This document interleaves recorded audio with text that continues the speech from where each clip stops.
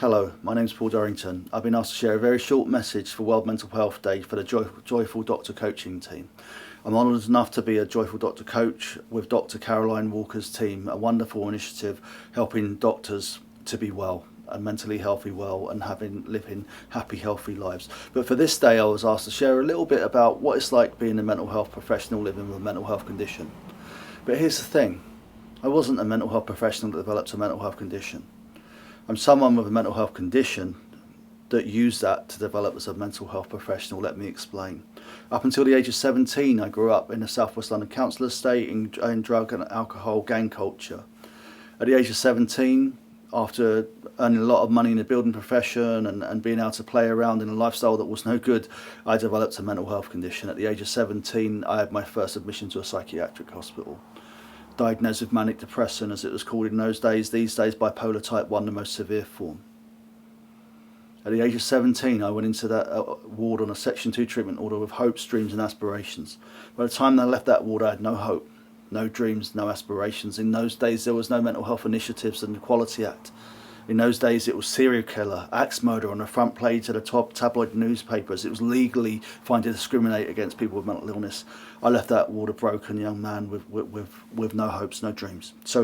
But fortunately, after the next few years of a destructive lifestyle, being so ashamed of my diagnosis, by the age of 21 I had a moment of grace, an opportunity to train as a drug and alcohol counsellor. I secured funding from a local charity and devoted my life to training as a professional counsellor. I trained and qualified at the age of 26. I went on to become an outreach worker, overseeing street-based gang work, working in private public schools. Then went on to work in the NHS and become one of the first vocational rehabilitation specialists, helping people with mental illness rebuild their working lives in mainstream society of all forms of work, from CEO to road sweeper to administrator to doctor to consultant to nurse. Mental health doesn't discriminate. But the last several years, in myself and my own work, in my private work and my NHS work and the teams I oversee, we've helped hundreds and thousands of people rebuild their working lives. And what have I learned in all of that? I learned in order to serve. Now, at the age of 17, by the doctors that first treated me, in those days 1 in 10 people ever went back to work. And I was told I'd likely never work again. But for me, I found purpose and meaning in helping others. In the healthcare profession, I found a sense of contribution that enabled me to rebuild my faith in life and be able to serve and make a difference. I replaced bad habits and behaviours that nearly destroyed me with a meaningful role and purpose in work that enabled me to continue and build a meaningful life, helping hundreds and hundreds of people over the years. Now, why am I sharing this in terms of a message? I want to share something with you. It is possible to work with even an acute mental health condition. Now, do I live symptom-free? Was it a miracle cure? No. I take medication. I've had years of psychotherapy and treatment. But along that way, I found meaning and purpose in my work. But the one thing I learned from helping all those people and devoting my life to it is that I had to take care of myself first. I learned the hard way about compassion fatigue, from giving without any paying attention to myself, from the perfectionist nature of wanting to be brilliant at what I do in order to help others, but actually finding out I was not perfect and I did make mistakes. But one thing I learned, that imperfection was my pure strength and learning. Learning to be imperfect also enabled me to learn how to take care of myself and realise I wasn't a robot, I wasn't some superhuman, far from it. And I learned to take care of myself in order to take care of others.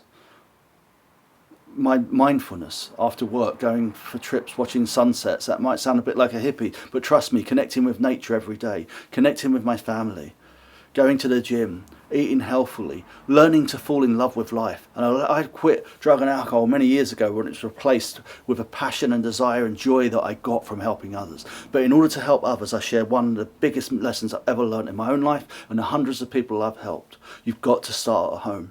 Before you pour compassion into others, you must first pour compassion and love into yourself. When you take care of yourself first, you develop an awareness and a strength and an energy that does enable you to work super hard and help others all day long.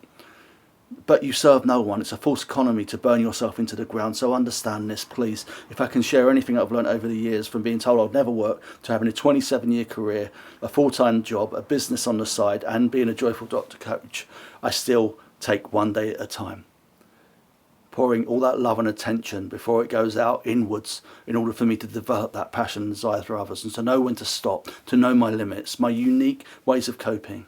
I'm not saying do what I do, but find out what works for you, and you have a duty of care to yourself. And once you take care of that, others are a joy to work with. I hope that was useful. Have a wonderful World Mental Health Day. Take good care now. Bye-bye.